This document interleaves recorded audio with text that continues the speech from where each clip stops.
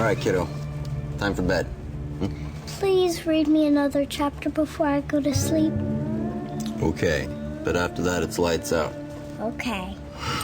All right. So this chapter's about a pirate named Captain Crown who lived right here in Louisiana. Maybe even in this very house. That's scary. Some folks believe he hid his treasure deep in the swamps. And it's there where his ghost forever dwells to punish those who go looking for his gold. Daddy, are ghosts real? Of course not, sweetie. It's past your bedtime. Time for sleep. What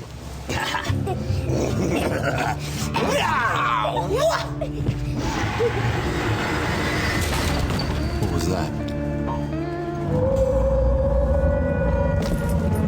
Daddy, I'm scared. Magnolia, get under the bed.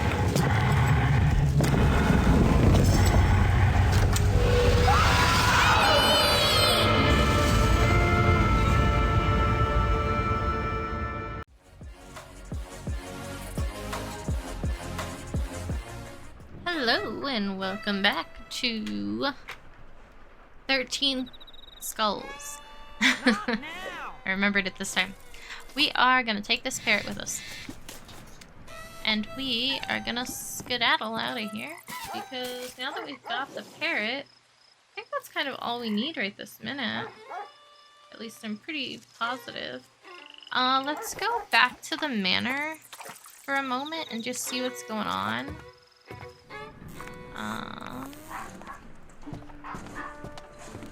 Excuse the barking. Oh, let's talk to Mary Lee. Just who do you think you are running around here making such a mess? Me? No Mess? excuse for a dog got into the garbage that you saw fit to spread across the kitchen. Ooh, yeah. Now, it is one thing to be investigating the disappearance of Mr. Lawson. It is entirely another to be making a mess for me. Well, technically Now, I I've been suggest cleaning you too. Find that trash and pick it up. Fine. Yes. I've made my way back to the manor to question Mary Lee about accusations directed towards her by the Laundries.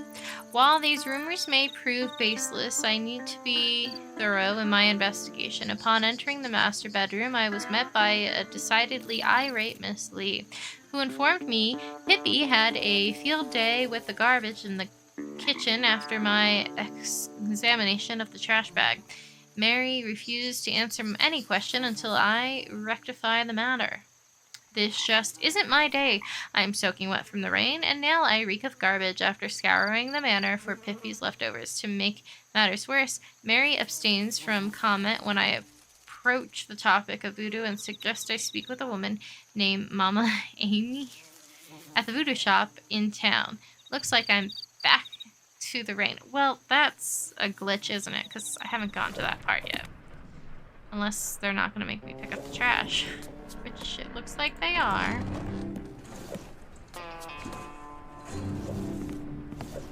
Oh, no trash in there. No trash in there. Any trash over here? Yep. Got a fax? Deed of ownership. Known by all men present that on this date of June 17th, 1805, let's write that down, 1805 was the ownership. The territory of Orleans hereby granted ownership of notary 12 acres to party Ashwin Poncer. Herefore said person rightfully takes possession of a aforesaid property. Is Asher Poncer, mark date 10/5/1749. Date of birth. So he was born 1749. Let's write that down. 1749 birth.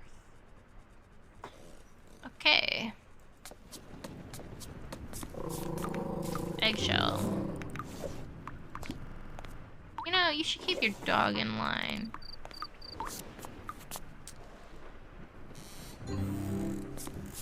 Just saying, if she was watching her dog. Where's the last bit of trash gonna be?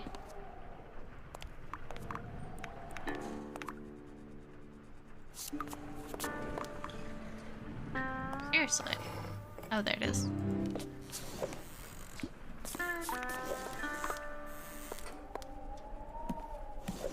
This seems like the smart thing to do.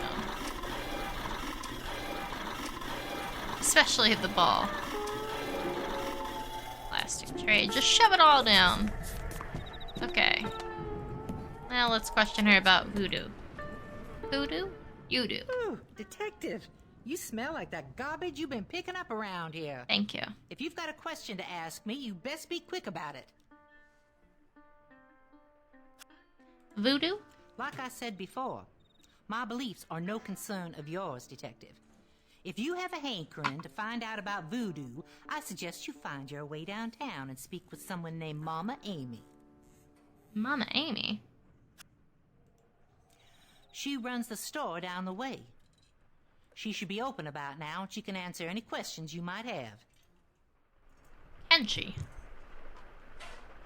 Well then, what am I doing here talking to you? Pip is just such a sweet dog, isn't he? Talk to you in a second. I need a dagger. An owl. Which I'm not seeing. Nope. Okay, owl, button, beetle, fan, earwig. Let's see. I think that's a type of fly, right? Is it some kind of bug, insect of sorts? Monkey's paw. Beetle, fan. Why can't I seem to find anything? Do I need a spider? No. Okay. Fair enough, I guess.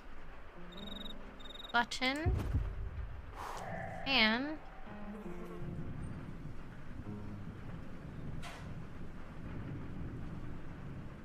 Why can I not seem to decipher this? Where's the fan? Chinese fan, regular fan. What kind of fan are we looking for? I would assume Chinese fan, but could be wrong. There we go. A beetle. Earwig. I think it's this.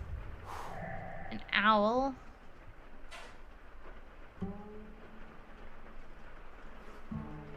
An urn. Is this an urn?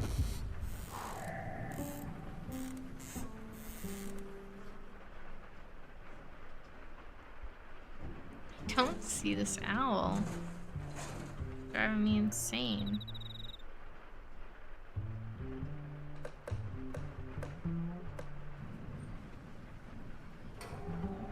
Where is it?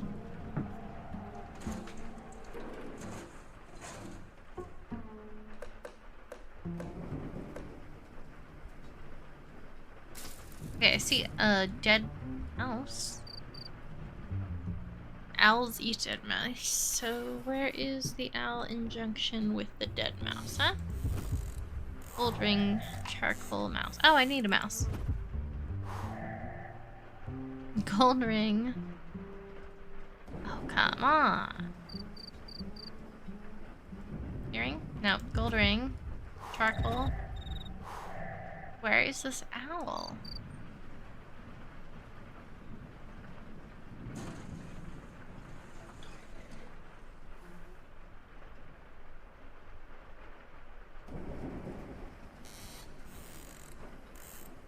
Chicken. Is the owl in there? Okay. It was in the cage. Hi. Welcome to Voodoo Absolute. I think you're Folks around these parts call me Mama Amy. Mama Amy, okay. Look like you got something on your mind, child. Come on in. Take a look around. I don't want to look around. I want to talk about a missing man. Afraid I don't rightly know of any lost souls, child. The folks who moved in down the road best be moving on. Make no mistake, there's evil up there. I can tell by the look in your eyes you've seen the face of evil. Yes, I have, and his name is Charles Dalmier. Evil? I'm sure by now someone has told you about the curse of the evil Mr. Crown. I'd be happy to tell you more, but I don't much care for charity. The rain has been keeping me from restocking my inventory. Charity. How about you go fetch me some items for my display here? You do that, and I may teach you a little voodoo. Voodoo? You do. Voodoo. Okay. Let's see. Ooh, golden cinia. We have 5 of 10. The voodoo shop's inventory runs the gamut for the ordinary to unimaginable and lines tall, dusty display cases tucked behind a haze of petroleum fragranted incense. The store's proprietor has an approachable demeanor despite her ominous presence. Not since my introduction to Madame Fate have I met someone and had the disquieting feeling they foresaw my arrival. Like everyone else I've encountered, Mama Amy claimed no knowledge of the missing Marcus Larson. She too believes in the pirate's curse and even suggested the Larsons move out of the home before further tragedy ensues. She agreed to tell me all I want to know about the pirate Phineas Crown if I restock her inventory with a few curious items found around the swamp. I'm not thrilled about a return to the rain, but I have a feeling I'm getting closer to a secret everyone seems reluctant to share. They do seem awfully reluctant. What do I still need to do? I still need to do a lot of stuff in this game. Okay, we need this. Gonna need that. Taking this. Don't know why, but I am. We're gonna need this. We still don't have the key for that. Where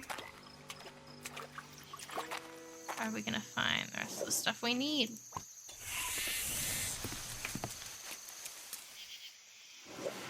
Turtle shell. Ooh, look at the creepy guy. Not spooky.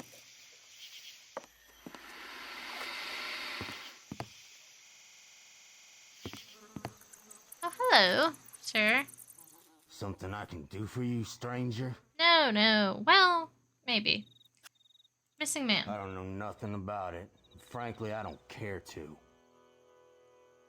You don't say, do you? What about Pirate's Curse? Don't tell me you came all the way down here to ask me such foolish questions. Do I look like I want to be bothered? Yes, you do, actually. Ghosts? The only ghost around here is gonna be wearing your shoes if you don't leave me alone. Okay. Armed with a gun, good to know. And disappeared. Good to know. Okay, look at the baby crocodile. My soggy trek into the marsh has brought me to the side of a shanty. Shanty? There you go, shanty. A shanty whose rotting body struggles to remain standing above the murky waters. I would dismiss the deluxe structure as a simple home abandoned long ago, if not for the scowling gaze of its likely occupant fishing nearby. Was he fishing? The disheveled man, hunched over the edge of the pier, makes no attempt to conceal his interest in being left alone. Given his reaction to my questions, I would have better luck asking about Santa Claus than inquiring a pirate's curse. When pressed for more information, he made it quite clear I should be moving on. Threatened with a gun. Oh no. There you go. You're gonna sell the... Man, you're gonna make a killing off the things I found for you. Are you gonna share some of this profit? Thank you for running that errand, Detective. Why don't you take this as payment? Well, what is it? It's what I call a sleeping conjure. You put a little in someone's drink, and they will sleep fine for a short while. Is there anything else Mama Amy can do for you? No, I don't think so, but Crown? Just hearing that name makes my blood run cold. It's the man who built, and then rebuilt, the house down the way. I say rebuilt, because he burned it. He burned it to the ground with the screams of his 13 crewmen inside. He Sounds didn't fun. want them knowing where he'd hid the treasure. Ooh, do you know where the treasure's hidden? Skulls? 1 skull each, for every man who died in the fire. I suppose he wanted his crew with him long after he passed on. Find the skulls, and you find the treasure. I reckon that nasty old Mr. Crown is keeping watch over what he don't want found. Probably. Swamp? Best be careful out there, Detective. Snakes and gators aren't the only trouble in those waters. The Yeah. only reason someone would be out there is because they want to be left alone. I'm afraid you'll have to tell that Mrs. Lawson that no one has seen nor heard from her missing husband. I think she already knows that, though. Finally, after much questioning and several errands, I've managed to pry loose the significance of the mysterious 13 skulls. Mama Amy nervously revealed information that suggests the tragic 1806 fire at the location of the Lawrence's home was no accident. She believes there was 13 casualties that night, one for every member of Phineas's Crown ill-fated crew. It seems the murderous Crown wanted to keep the location of his treasure a permanent secret. When asked about the fellow encountered in the swamp, Mama Amy was dismissive and only warned against interfering with strangers or hazardous wildlife. I have no choice but to return to Miss Lawrence and report that no one has come across her missing husband. What am I going to do with a sleeping potion? What indeed? Let's go put it in lemonade.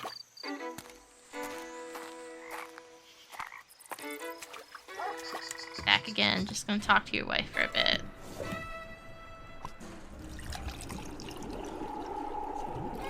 Let's see. Did she drink it? She's out like a light. Oh, yay.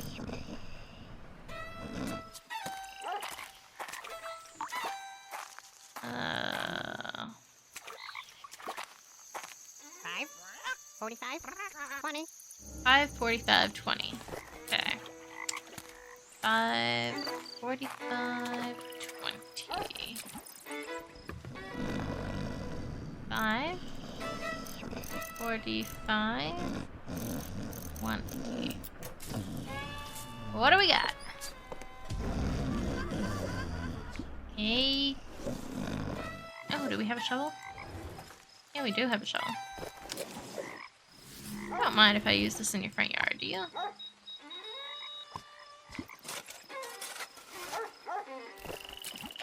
Mine. You can't have it. What was I doing? Oh, let's go get the other golden insignia before I forget.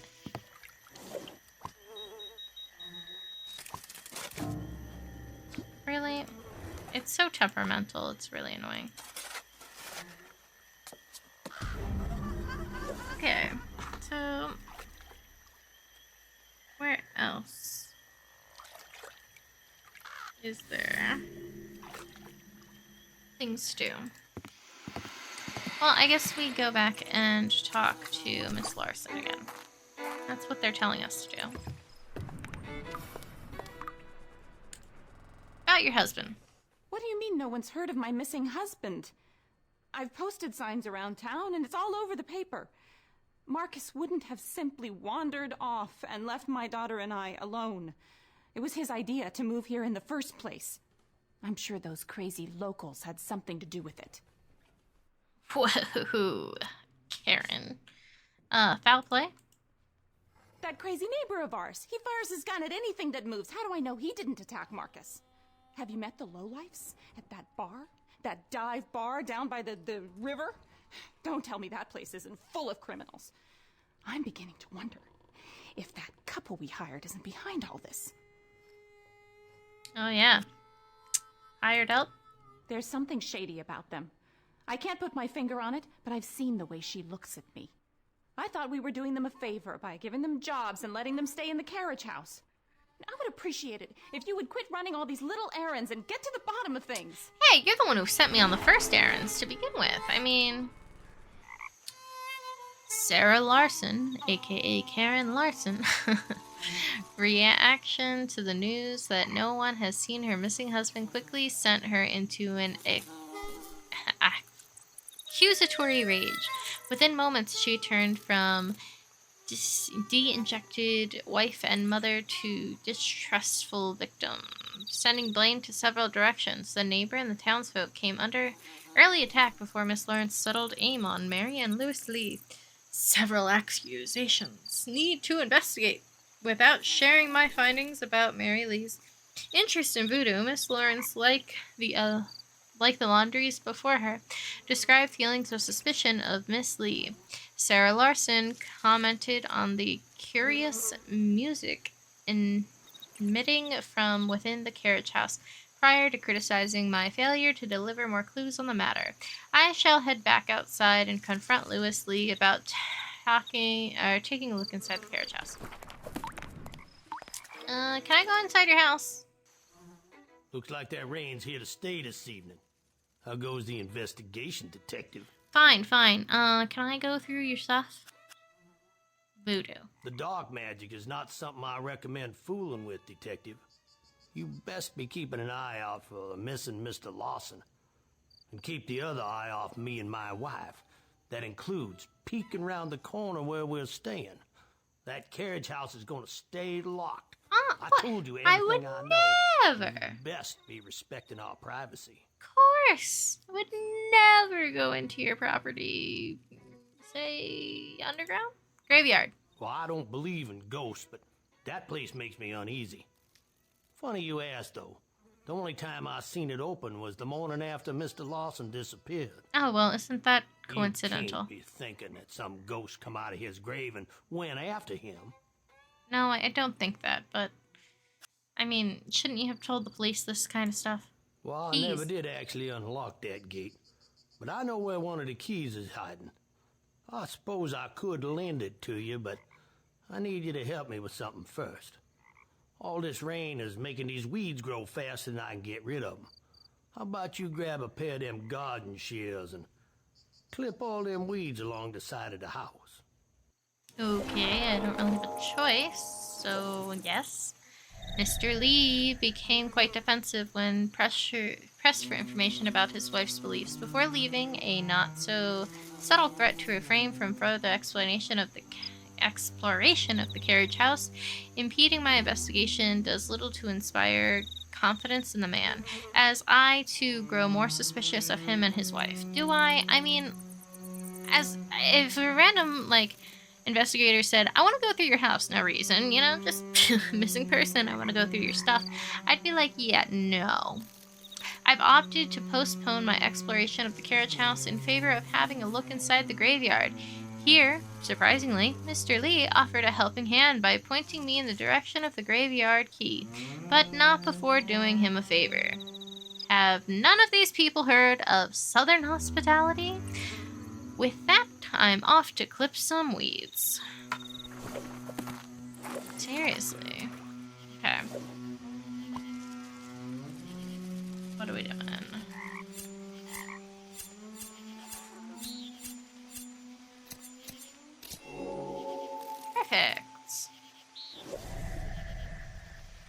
They weren't weeds, though. Those were flowers, just to See what I clarify. mean about them weeds? It's like they got a mind of their own. Well, they were quite The key easy. I was telling you about's in a tin on the top shelf in the shed. If I was you, I'd be leaving that graveyard alone. Yeah. Like, I have an option to just leave the graveyard alone.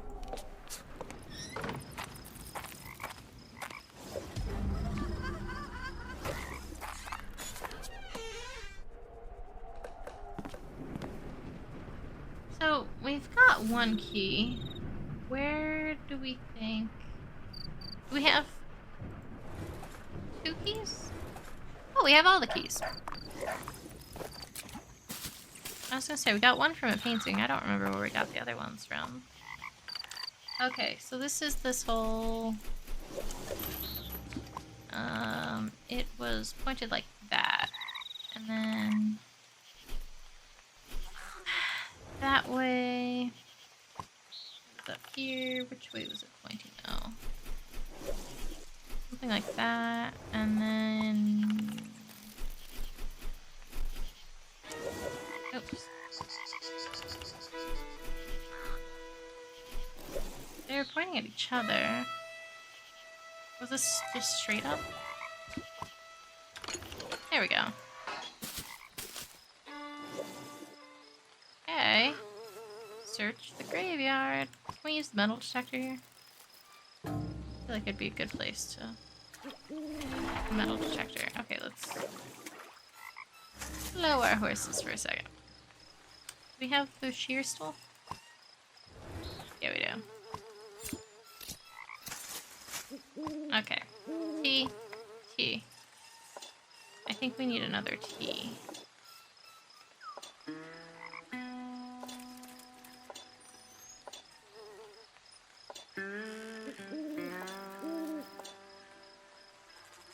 Possibly? I don't know. I think so. I think there's 2...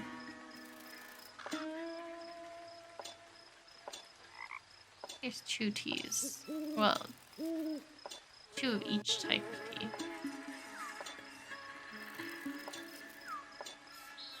I don't know. Pretty sure there is. Okay, let's read our note. A mausoleum entitled Ponzer 1812, which, do we have that written down? We'll write that down as his death. 1812 death. Was no doubt eradicated for the estate's original owner, Ashwin Pouncer, almost 2 centuries ago. The stone coffin cracked lid would suggest recent activity, yet I can find no clue to demonstrate anyone's presence for several ages. During this time, the uncovered coffin has an ample time to collect a floating menergy of rotting Luna? Rotting, I don't know. I'm sure there's something in there, but I'm not excited about looking for it. Another unique fixture within the crypt is an elaborate stone carving on the wall above the coffin. An intricate engraved skull is surrounded by 4 coin-sized slots, but only 1 coin still remains. This looks similar to the other contraptions I've encountered about the estate. I'll wager there are 3 lost coins buried somewhere nearby, but how would I find them? Perhaps with my trusty thingy-majiggy. Let's see, what do we got going on here?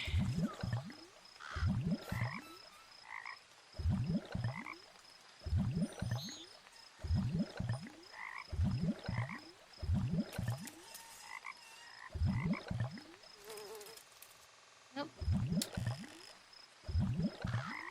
Do we have a wrench?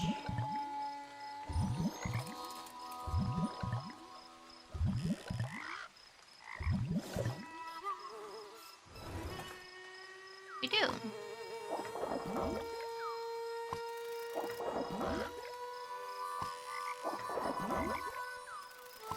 Don't mind the skeleton.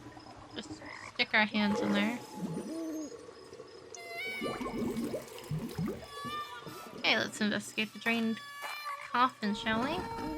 Oh, year of the blaze, year of my birth, year of home rebuilt, year of death.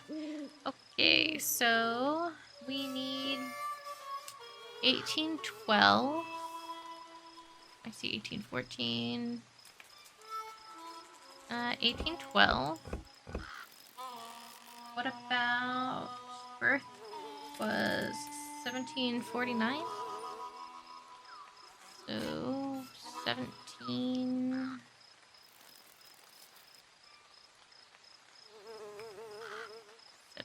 $17.42. I think it was 49, wasn't it? Was it 49 or 44?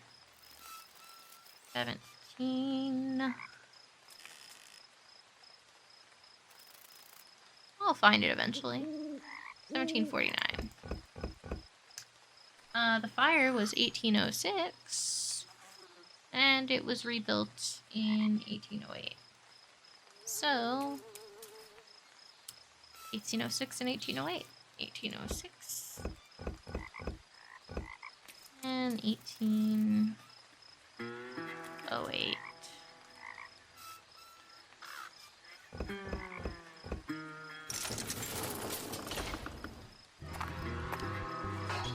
Perfect. It matches. I like this.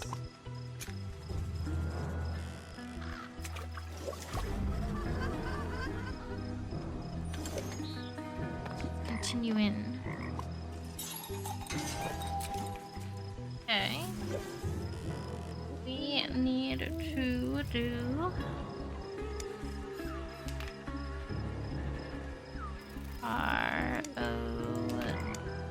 ROWANASPICH.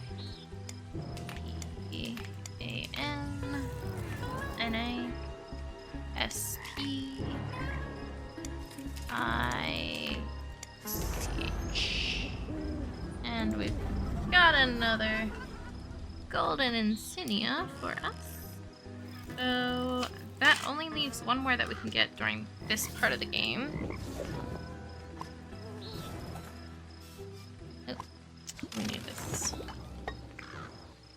Now we need this.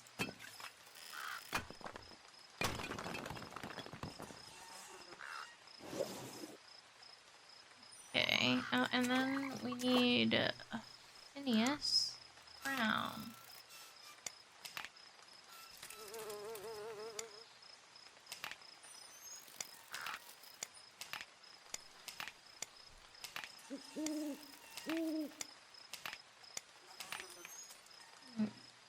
Spelling that wrong. There we go. Ooh, interesting map. I've made a major breakthrough beneath the mausoleum. A chest, fastened with a lock that displays the name Ashwin Pouncer. I've had it right all this other time, but now I'm gonna mess it up. Rests on the watery floor of a hollowed-out cave. Finding Poncer's name on his belongings within the tomb made complete sense, but when I began rearranging the letters on the lock, I made a startling discovery. The name Ashwin Poncer is an anagram of Phineas Crown. This proves the manor was built by the famous pirate. Marcus was really on to something. After the revelation provided by the lock, the chest contains are considerably less interesting. After digging through a pile of straw, I only found a single A sheet of parchment, which has... We're gonna write this down real fast.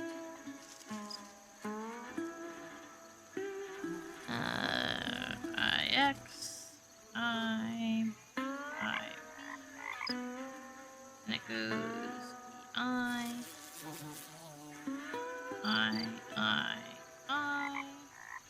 And then it goes X, XI, X, I, X, I, and V. So we'll write that down so we have it for later. Ooh, do we have hammer help? Yeah, hammer always helps. See, yeah, there's that lucky T.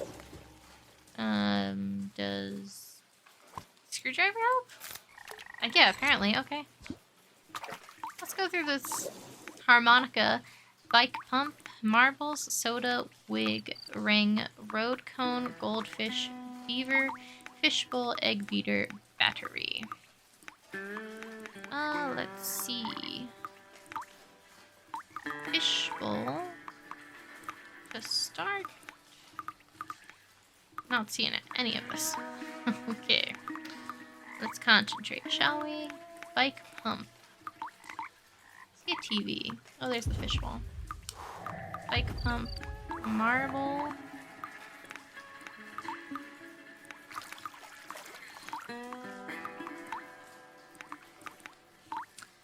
Soda wig ring.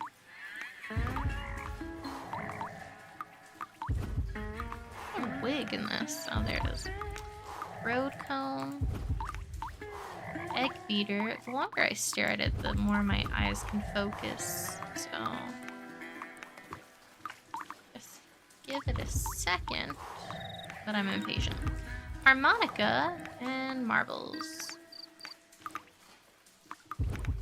Okay, there we go. What are we taking from that? The bike pump, of course. Oh, goodness. What was that? Did we take a note of what that was? Because we did write this, or see this on the fountain a while back. Yes, we did. So it's like a dot with an upside down 5, 2, a weird T, and a sideways W-like shape.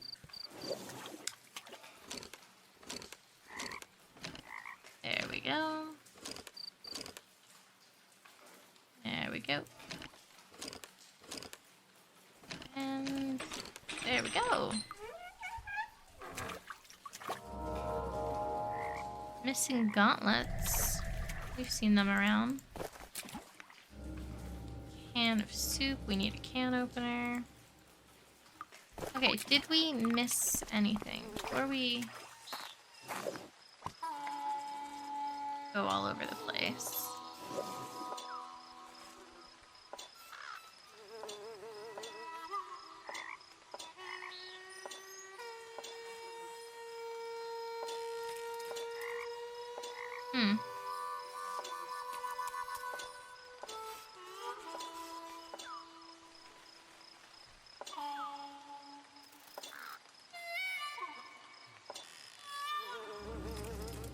What?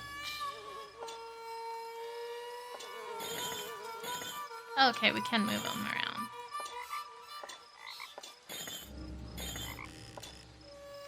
So they made a fresh tea. So they knew of this, right? That's what we can gather.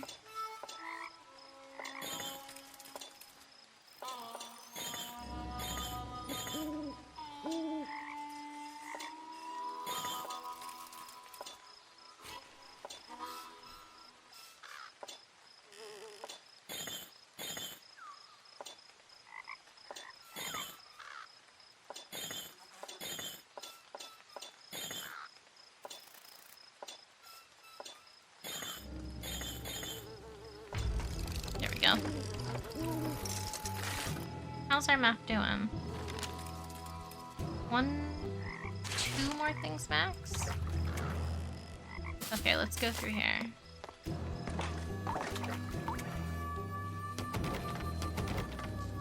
Trapdoor tightly secure with some kind of mechanism. Oh, we need different mugs, right? Okay. Where did we see them all? At the house?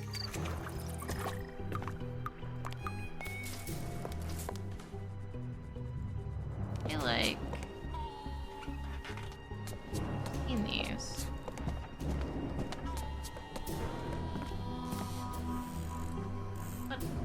wasting them is the question. I think there was one on the fireplace mantle.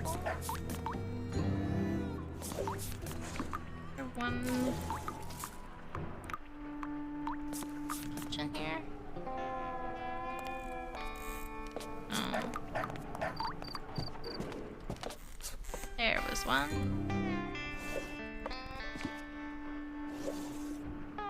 I don't see one in here.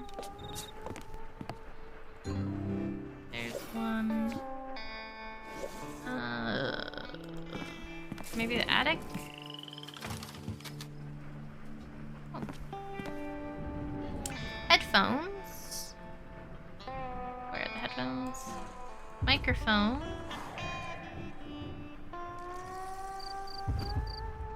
Basket. Hairbrush.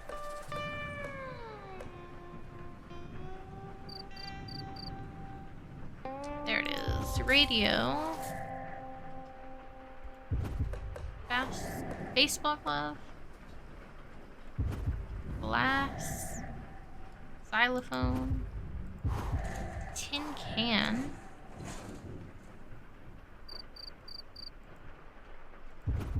Thermometer. Heart. Metal.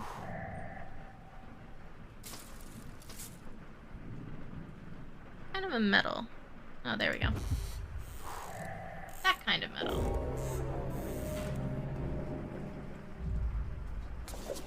Have a glass. Okay, so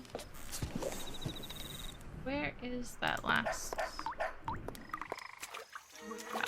Well, let's go back to the graveyard. There it is. Okay. And let's grab that before I forget.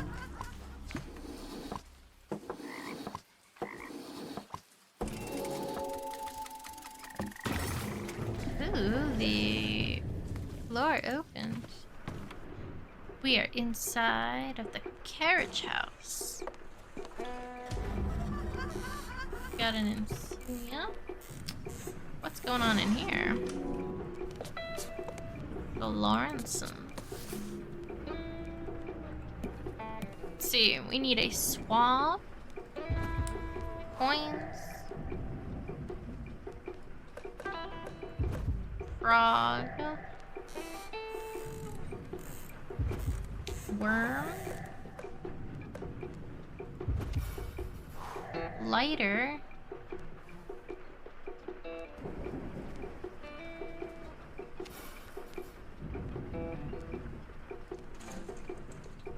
Apple spring medicine.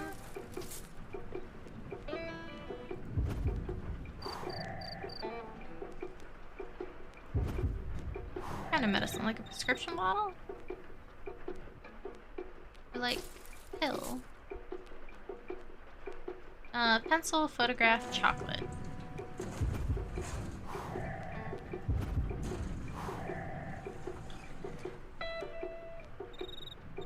Chocolate medicine lighter key.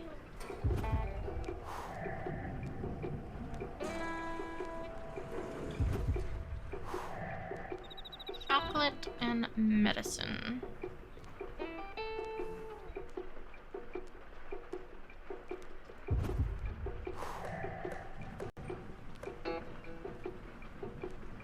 Where's the medicine? Oh, there it is.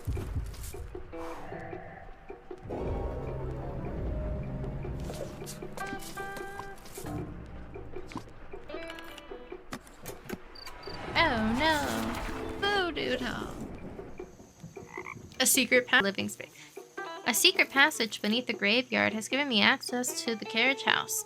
The alternative entry conveniently allowed me to perform an exhaustive search of Mary and Lee's temporary living space without being spotted by Lewis working in the front yard. Given what I found, I've most definitely confirmed the suspicion about Mary Lee's association with voodoo. An old gramophone in the bedroom emanates haunting spell-like chants beside a ceremonial display laid out on the bed. A circle of lit candles, incense, and animal bones are positioned in ritual fashion with a locked box in the center. After finding the key hidden nearby, I opened the box and uncovered a voodoo doll fashioned to represent Mr. Lawson. I don't know why I'm saying Lawrence. Mr. Lawson. I will take the doll and sneak out to Mama Amy's to learn more. It looks like I finally found a promising suspect. We're going to leave this episode off here with the promising suspect, or so we think. So join me next time to find out what in the hell type of voodoo Mary is up to. I'll see you guys then. Bye-bye.